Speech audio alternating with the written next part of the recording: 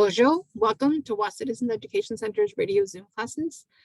This is SVN3E, grade 11 workplace science, and I'm Bronwyn Slade.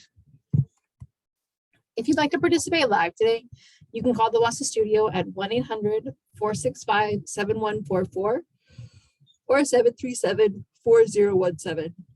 You can listen on the radio at 91.9 FM and on the television at Bell Express View Channel 972. You're always welcome to join me live through the Zoom link, which is available from me, your teacher, and also your DEC. So they're scheduled from Monday through Thursday from 3 till 4 in the afternoon. And we are now in our 9th week, our last week of our 9-week course. So we have this one last week of lessons, and then all of your work is due by the end of the week. So June 10th, Friday, this Friday is the last day to hand in your work.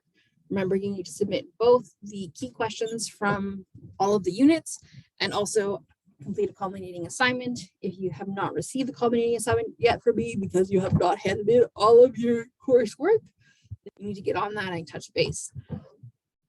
I won't give you your culminating until I've received all of your coursework, just because there's no point in giving you more work if you haven't handed in your previous work.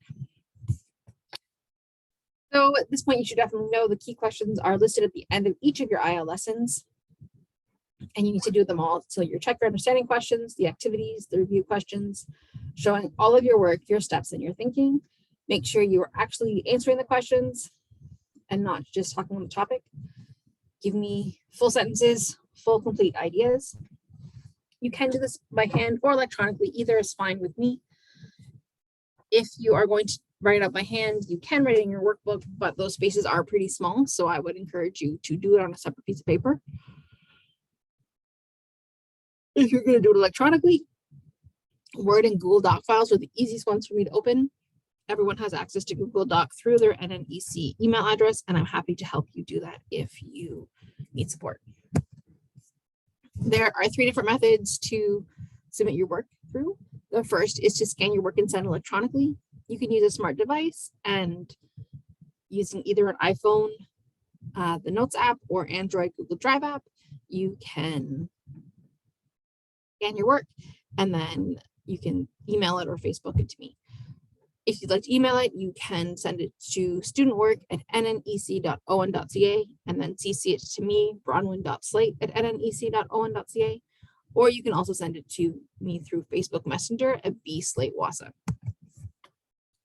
Second method is to drop your work off in Sea Lookout. We have an outdoor mailbox at 74 Front Street, or the bright red building next to the post office, and we have a small white mailbox next to our side entrance. You can put your work in there at any time. The third method is to hand your work into your DEC. Your DEC can either send your work through the Express or fax it to 807-737-1732 or toll-free fax to 1-800-463-7852. If you'd like to connect with me through social media, I'm happy to connect. Both my Facebook and my YouTube channel are under the name bslatewahsa. All of our radio Zoom classes are recorded, and I upload them shortly after airing to my YouTube channel. I put them under a playlist called SVN3E, and I share it on Facebook. So that's just a really easy way to access our replays, so that if you need to touch base about something again, repeat it, it's all there for you to access. Also, I have a list of supplementary videos, which has all the video recordings that we have watched in our course. Science is a really visual subject, so I strongly encourage you to access the videos. You will not get the full experience if you're just listening to it. I try to incorporate as many diagrams and charts and videos as I can in order to really access all elements of our brain. If you can't join me live through Zoom and you can't watch the replays on YouTube,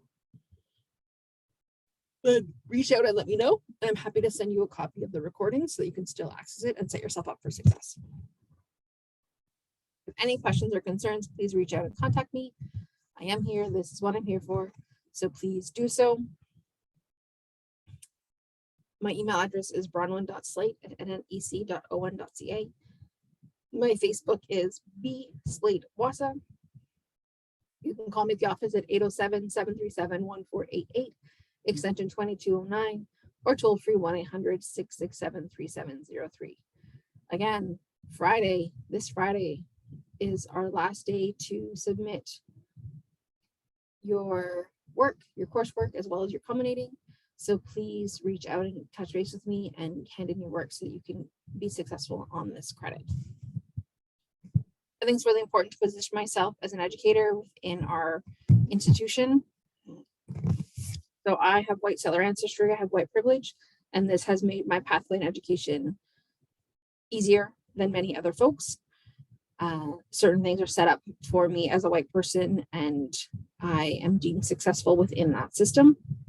So my pathway to education was fairly smooth. I recognize this and I worked to disrupt this cycle in order to support students who don't have that privilege and to disrupt my way of understanding education and not just teach the way that I learned or demonstrate or value education in the way that it was valued when I learned in white culture, but be open to other worldviews and other perspectives that I don't innately come to. I live in Northwestern Ontario on the traditional territories of the Anishinaabe people, and this means that I am working towards learning from these people and honoring their knowledge keepers and their wisdom. But this is my first time teaching this course, so I have had lots to learn and unlearn. I have not done it perfectly. I know it is a lifelong journey. It will take me a while to get better, but I'm happy to take any feedback if anyone would like to share that with me. Also, I've noticed our textbook is very Eurocentric, positioning the white scientists and white communities as the stories that are being told or the connections that are being made. I didn't notice any problematic language, but that doesn't mean that there isn't some there. But I did notice that it ignores Indigenous, Inuit, and Métis knowledges and their experiences. This is really problematic and really concerning, as this is basing our understanding of environmental science on this one worldview. It is something that I hope to change over time. How I've started is by integrating more knowledge and understanding of our critical analysis within our lessons and within our discussions. Again, if you have any feedback or would like to engage in that conversation, please reach out. I'm happy to do that with you. All right, so we are reviewing Unit 3 today. This is our longest individual unit, so we're just doing it only Unit 3 today, whereas on the other 3 review days, we'll be reviewing 2 units. So just a quick note about the final assessment. It is not an exam. There is no exam this year, but it's a culminating assignment. So it is one assignment that pulls together the various components of our course to really get you to apply all of your learning. It covers all 23 of our lessons, though it isn't explicit in terms of keeping those differentiated because this is all interconnected. One of the biggest things that we've learned throughout this course is that so much of our world is interconnected and we can't really look at it in isolation. So this lesson, you're not really looking at it at different pieces, you're putting it all together for this assignment. It is open book, so you do have access to all of your assignments, though if you haven't handed them in yet, we will not get them back marked at this point, that there's not enough time, so you may want to keep a copy of your assignments if you can. You can access all of our YouTube videos and all of our lessons, and you can access your IEL booklet and your workbook if need be. It is not timed, but it does have a deadline. Again, the deadline is June 10th, this Friday. So you can take as much time as you need within that structure. The structure of the actual assignment will likely be unfamiliar because it's not straight answering questions. It's not reading textbook work and answering questions. It is more intuitive and thinking and engaging in your application of what you have learned. Okay, let's look at Unit 3. So starting at Lesson 8, which was Common Environmental Factors. So we talked about air pollution. We have already set the stage in terms of understanding the makeup of air, but now looking at air pollution, the 5 major elements that pollute, that are part of that pollute our air, are carbon monoxide, sulfur dioxide, nitrogen oxides, particulate matter, hydrocarbons, and photochemical smog. So it's interesting to note that our air is made up of, we talked previously that our air is made up of carbon, oxygen, and nitrogen are three of the large elements that our air is made up of. But in combinations, those become poisonous to us because carbon monoxide is carbon and oxygen. Nitrogen oxides are nitrogen and oxygen. So they don't just automatically happen. It happens because carbon and oxygen and nitrogen are already in our air, but the combination and how they get combined due to human activities makes them toxic to us. Then we talked about light pollution and ultraviolet light. We talked about the electromagnetic spectrum and how wavelengths, light wavelengths, both in terms of the visual spectrum, what we can see, but then also how there are much larger waves like radio waves and much smaller waves like ultraviolet rays or X-rays, and how those ones can be dangerous to us because they are so small and moving so fast that when penetrating our skin, they damage our skin. So we talked about how ultraviolet light, if there's how pollution affects that and how there can be too much of it. And then we talked about noise pollution and how at different decibels, we can develop hearing loss. And so being conscious of that in terms of construction, in terms of aviation, airports, in terms of various things, that noise pollution has a big impact. We don't talk about it as much as we talk about air pollution or water pollution really, but it still has health concerns.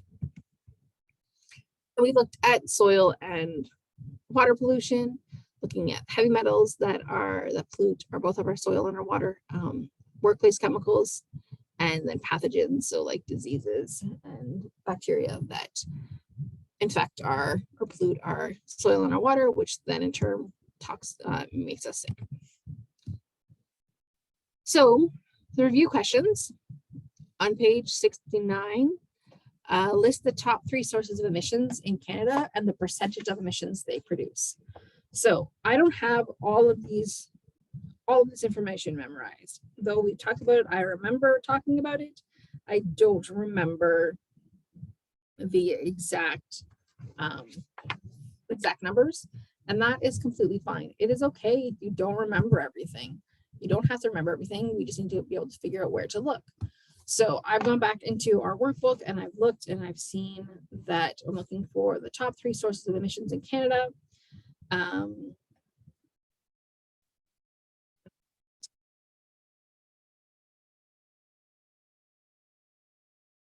Sort of, you have to look through. There was one place I was looking, but that was just looking at the type of industry.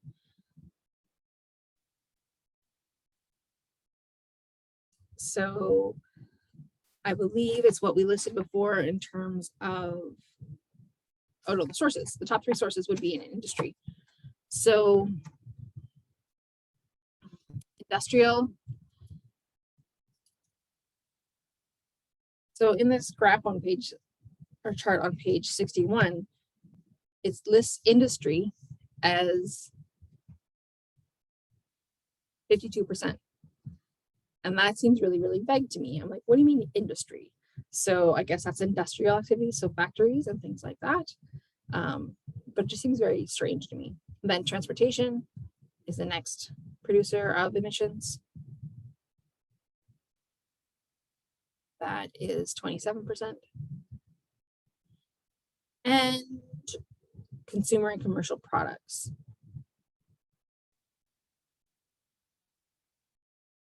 is the 3rd highest source of emissions.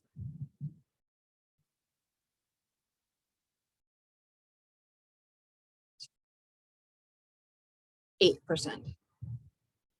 And then just in terms of knowledge, it goes down to commercial and residential heating, 1%, and agriculture, 10%. I missed that. Agriculture is 10%. So agriculture would be actually the top 3, not consumer and commercial products, because it is 10%. See, mistakes happen.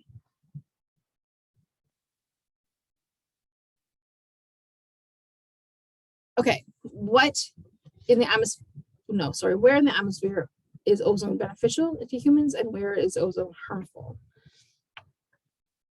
So in terms of greenhouse gases, we've talked about how the thinning and the electromagnetic spectrum, we talked about how the thinning of the ozone layer means that more UV rays get through the Earth's surface and then have an impact on heating of the Earth, and also just the having radiation has an impact. So it is beneficial.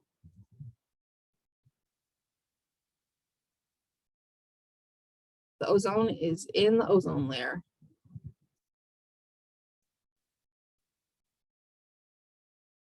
It's the atmosphere.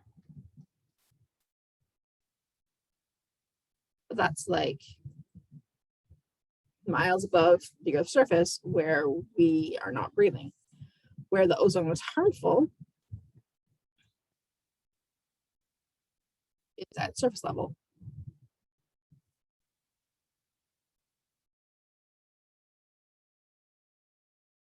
And in our lungs.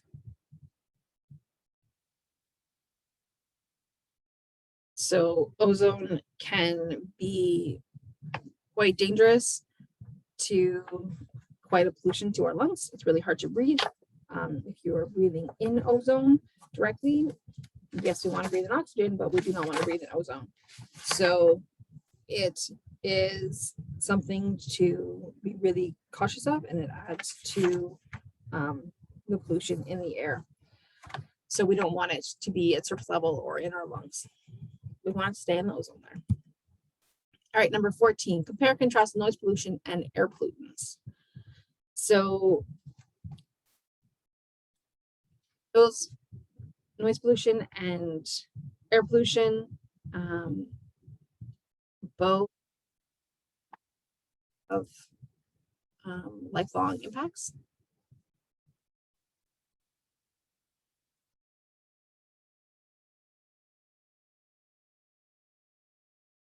Health impacts.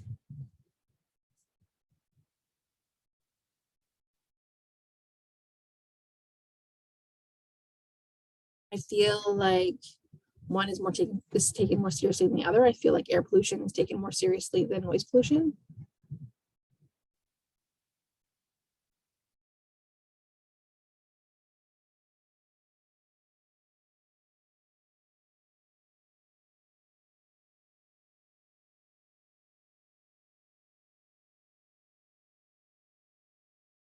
I don't know if that's because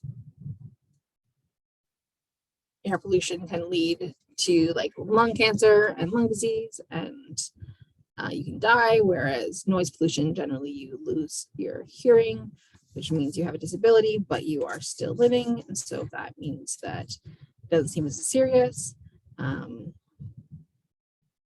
or if it doesn't travel as much, noise pollution sort of has a smaller range, whereas air pollution is really, really fluid and really can travel. I don't know why I feel like air pollution is taken more seriously than noise pollution.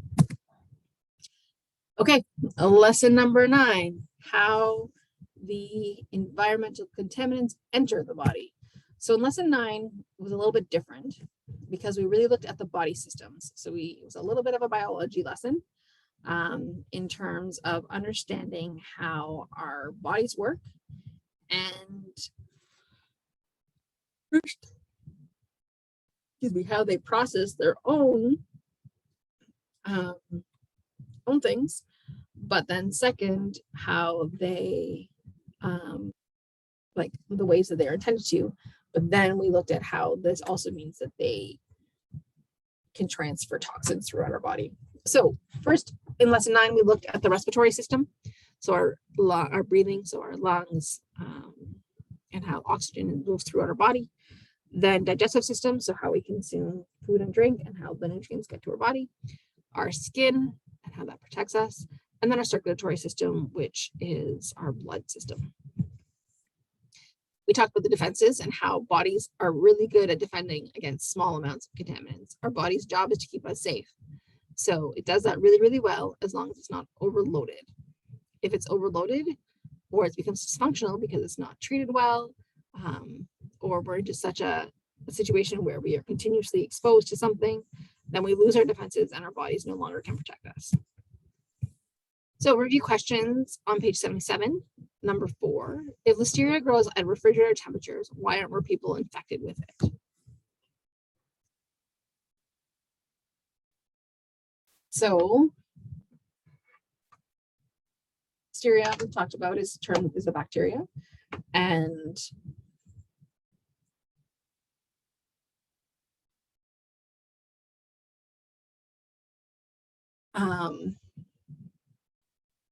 I believe that more people are not infected with listeria because most of our food that listeria would grow in is milk. So we kill listeria bacteria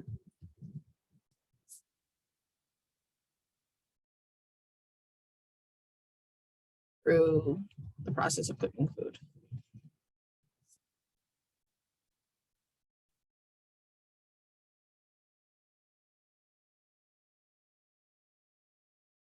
Not cross-contaminating our food.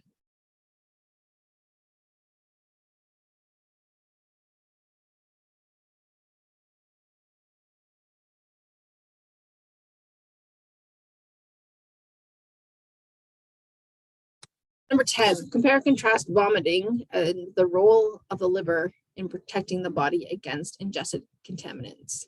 So we talked about how the liver rejects if it notes something is harming it, then it rejects that. Your stomach and your body rejects the whatever it is that is threatening your body. So it won't let your body absorb it.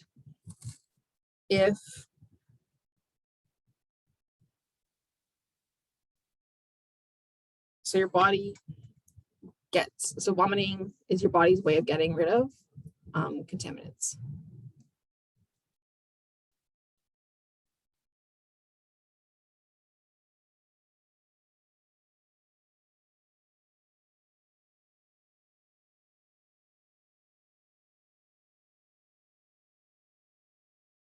So your liver, in contrasting, your liver is like a filter system. So your liver filters your blood.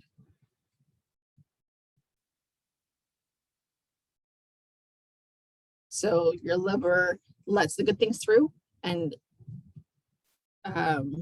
collects the waste and the things that are not good for your body, and then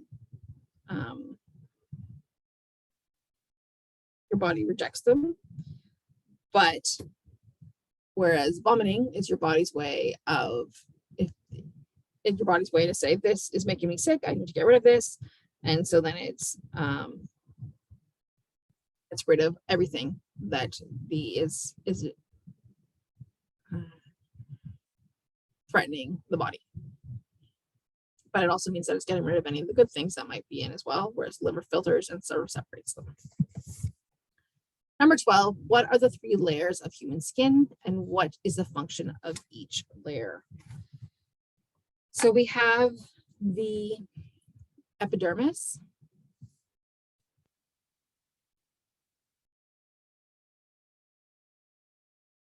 Is the top layer.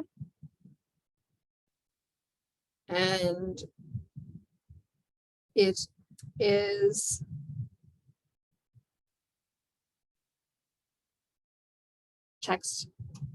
the first layer of protection.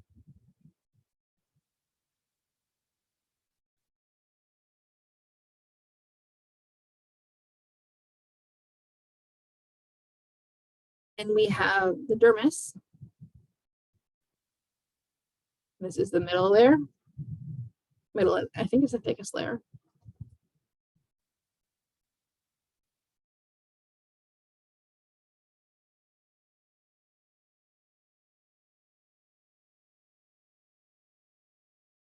And this was where your sweat glands are that help keep you cool.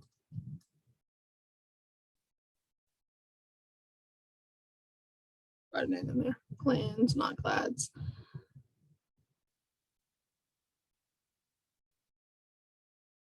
And your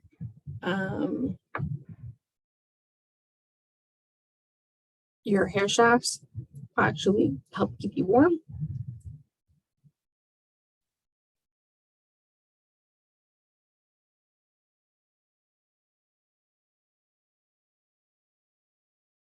And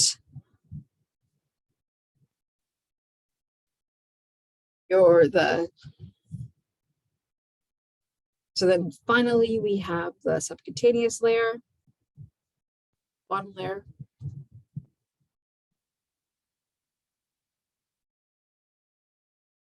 Which keeps you warm. This is the layer of fat.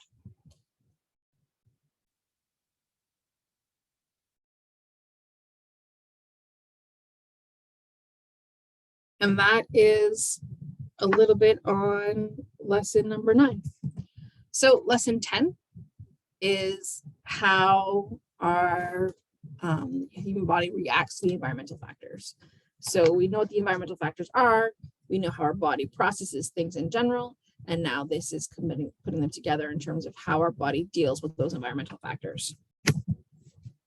So our respiratory, digestive, skin, circulatory, and then we had lymphatic, nervous, and urinary and reproductive systems. We looked at them a little bit more in detail, particularly the ones that we hadn't covered before, and how they each react to toxins and contaminants being introduced into your body through inhalation, absorption, or injection. Ingestion, not injection. Injection is like absorption. Ingestion. So first we looked at what these contaminants might be and how they get into your body, and then how they travel throughout your body. Then we looked at the reactions and what happens to your body if these things if your body is exposed to various contaminants. And then what the diseases are. So what is the long-lasting impact that that these contaminants have on your body overall. So the review questions on number 2, if an older person has emphysema, what contaminants might be responsible for this disease? So there are in your workbook, there are various different charts that tell us how the impact of various contaminants and what the reactions are and what the diseases are. I am quickly browsing through and I don't actually see emphysema on this list, but I know what emphysema is. I must be. Oh, there we go, emphysema. So it's what I thought. The book does agree with me. Smoking and smoking particulates are most likely the contaminants, I would say, that are the responsibility. This could be firsthand smoke or secondhand smoke.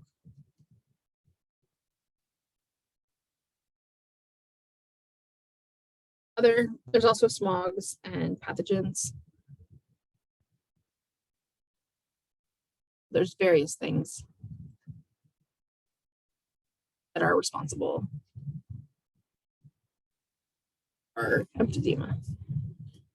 And then just as an added bonus, remembering the symptoms of emphysema are difficulty breathing, wheezing, coughing, shortness of breath, potentially excessive mucus, anxiety, and weakness.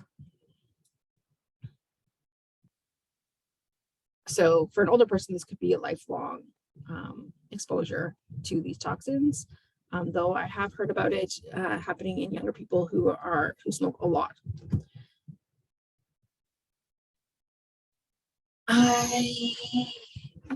don't know why this question, I feel like we just answered that question.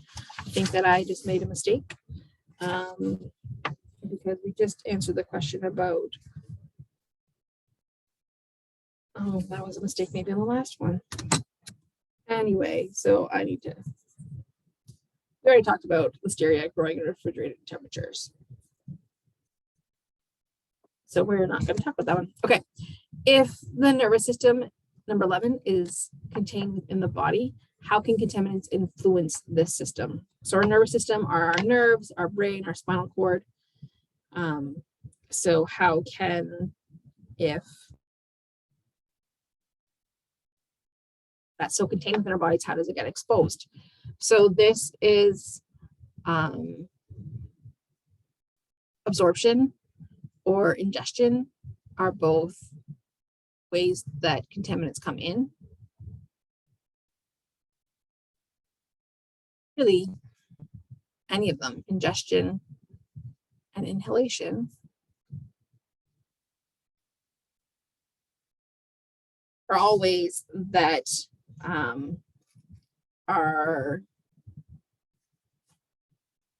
contaminants can influence our system, our nervous system. Sorry that my writing is so messy. I need to practice between writing quickly and writing on the computer. Talking and writing at the same time when I'm saying things that I'm not writing.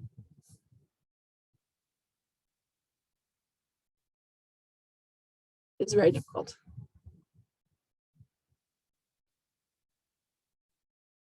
Something to work on. So once anything can find their way to the blood, then the blood is carried throughout the system, and then that crosses over to, so the blood contacts capillaries that get it into the nervous system.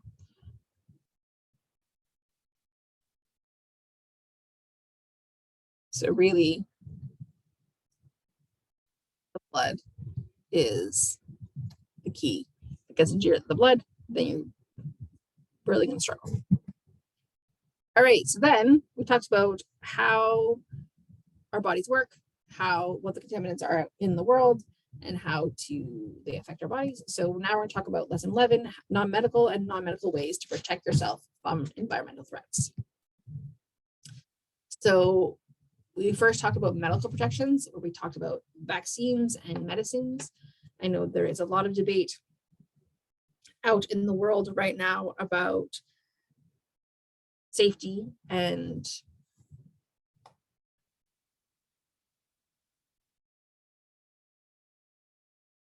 how good of an idea it is to use vaccines. And that is, I think, problematic. I think that science has come a long way, and we have learned a lot. Doctors have learned a lot, have done a lot of work. Researchers have done a lot of work to figure out how to make us safe. I think that is proof in our longer lives and our healthier lives. And part of that is through vaccinations and how we have eradicated many serious diseases because we figured out how to protect ourselves. If you can't preemptively protect yourself by having a vaccination, then we talk about how medicines work and how they can follow up behind and support if your body is already sick. Then we also talk about non-medical protections. And first we talk about sunscreen and sun protective clothing and how important that is in terms of protecting yourself against UV rays. I don't think that people really think about that too much as a protection factor, but it is something to be really conscious of, and it is accessible. And then we talk about respirators and breathing devices in terms of how to, if you're in a situation where breathing is challenging, to use a respirator to help you breathe, and hearing protection. So instead of being affected by noise pollution, we talked about a couple different methods in terms of protecting yourself from noise pollution. All right, so number 3, why are booster shots needed for some vaccines? So we didn't talk about this too much in detail, which is why I thought it would be good to go over it now. So it is to further strengthen your immune system, and you're helping your body build those your antibodies' ability to fight off the disease.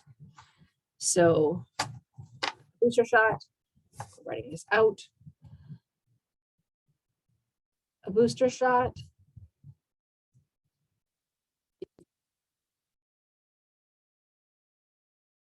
to help your body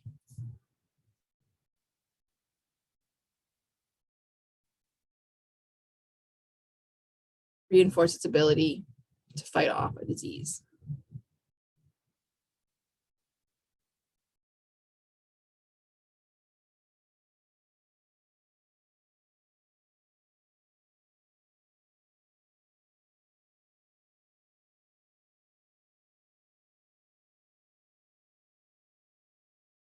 Watched a really good video about how to understand how vaccines work, which I strongly encourage you to go back to that lesson and check it out if you haven't watched it, or you don't remember, or you remember it vaguely. Check it out. I think it helped really understand, really explain how vaccines work. All right, number 7, what does the SPF number on sunscreen represent? So hopefully this isn't too new. You've heard of this before, but SPF is sun protection factor. And more importantly than what the name is how does it work? So for example, an SPF of 15 means that your skin is protected 15 times longer.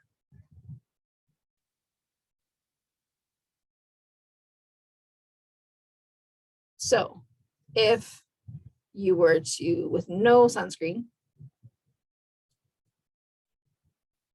it would take you 30 minutes to burn, which is my reality. Then having SPF 15 means it's 30 minutes times 15, which is 10 times 30 is 300. 5 times 30 is 100.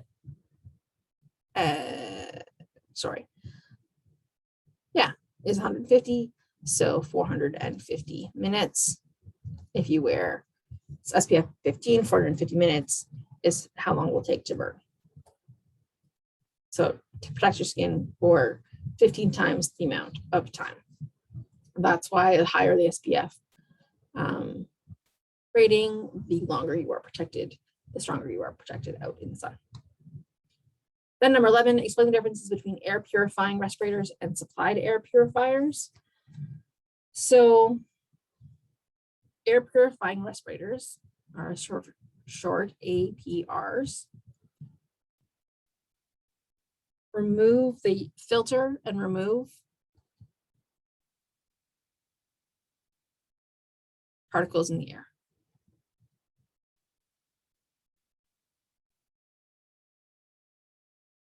So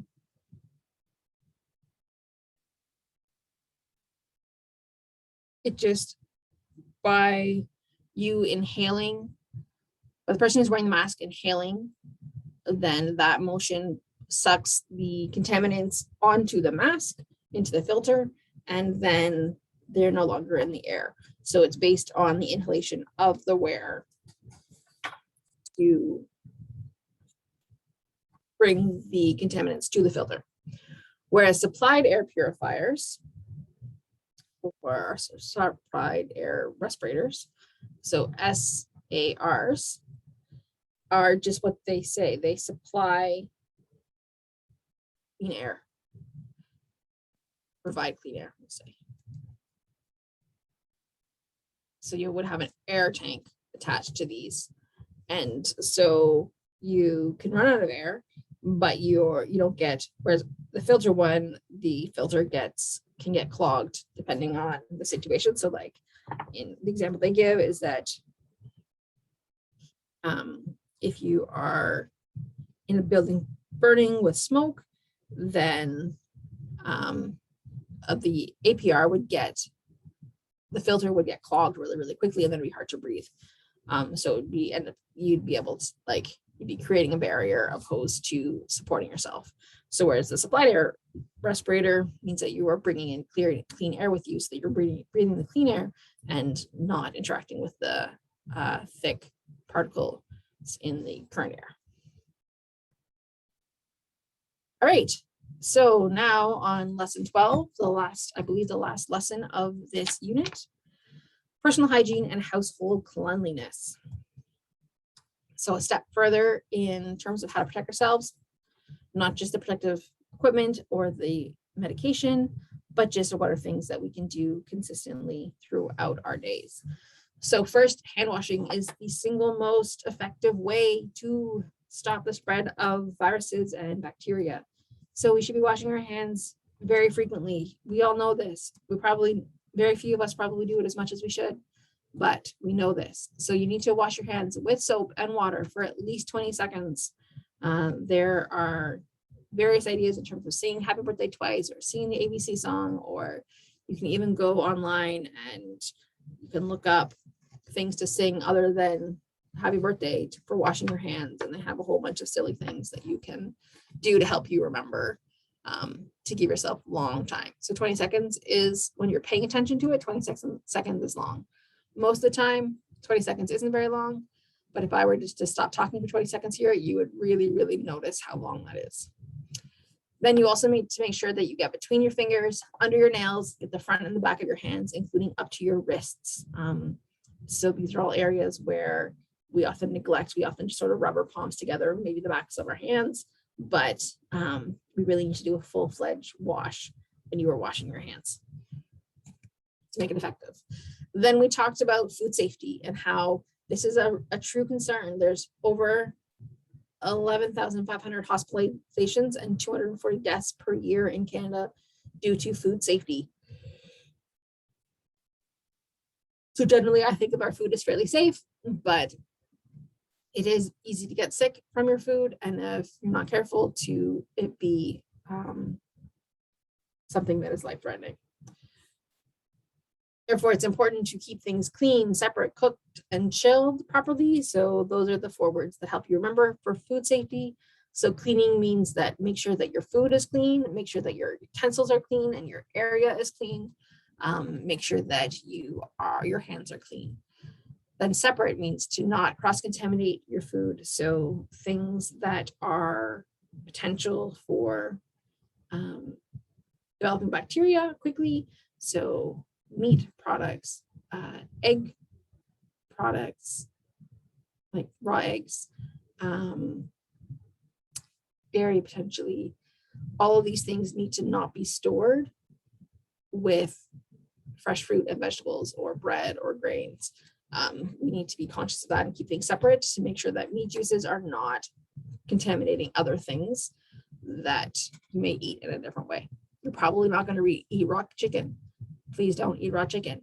But if the meat juices leak out of raw chicken package onto an apple, even if you just give the apple a quick rinse, you might still end up getting food poisoning from those chicken juices ending up on your apple. Anyways, keep things separate. Then there is the cook stage, which is where you cook everything to the appropriate internal temperature. This varies depending on the type of meat or the type of food. So you need to look it up or have a general idea using a thermometer, a meat thermometer. It is something that you may learn over time, so you might not need to look it up forever. But as you are learning to cook, or as you're starting to, it's really important to learn how to make sure your food is safe when you're cooking it. And then finally, chill it quickly after cooking, after you're finished with it. Our bacteria is happiest between like 4 and 20 degrees Celsius. So after it's been cooked, if it's sitting on the counter or the pot, then bacteria is in its happy place and will grow on your food. So it's really important to properly put your food away in separate containers and clean separate containers and chill it appropriately. And then we talk about indoor air quality and how there are both biological and chemical factors that impact the quality of our air, and how that actually our air quality inside is much less clean, I guess, than our air outside. But there are prevention methods. So there's source control, ventilation, and air cleaning, which are all ways that we can work to having cleaner air inside. Okay, so our review questions are: 2, is there a difference between regular soap and antibacterial soap when it comes to removing microorganisms from your hands? The answer is no. Both work fine.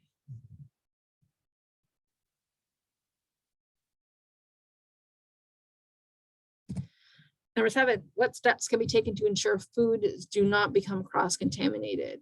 So keep them separate, really.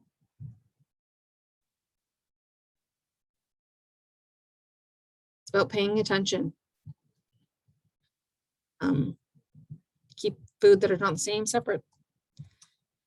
Explain 3 ways Health Canada suggests to improve indoor air quality.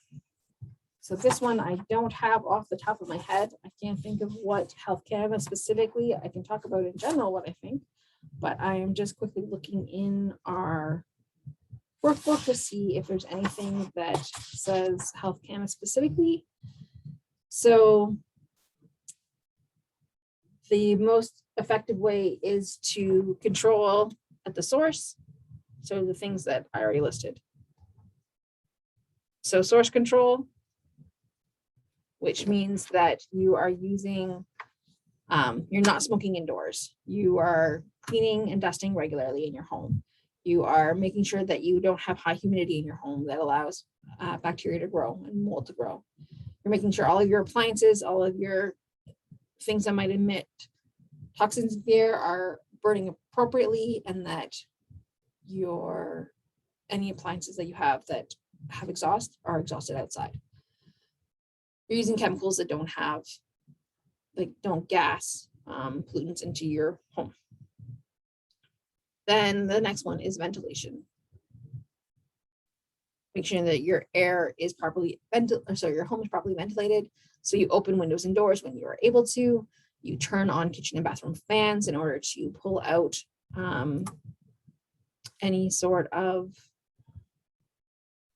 and also dry out areas. And then also having an HVAC system that helps circulate air throughout your home is helpful if possible. Oh, sorry, the last one. Then the third one is the air cleaning system, which we talked about how is not as effective as other as source control or ventilation, but air cleaners are designed to remove impurities from the air.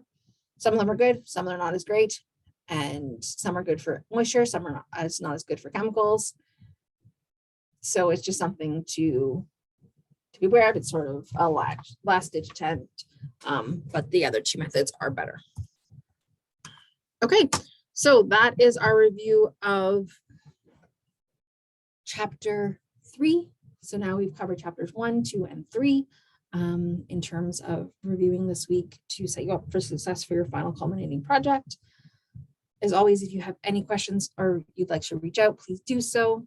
My number is 807-737-1488, extension 2209, or you can also call me toll free at 1-800-667-3703.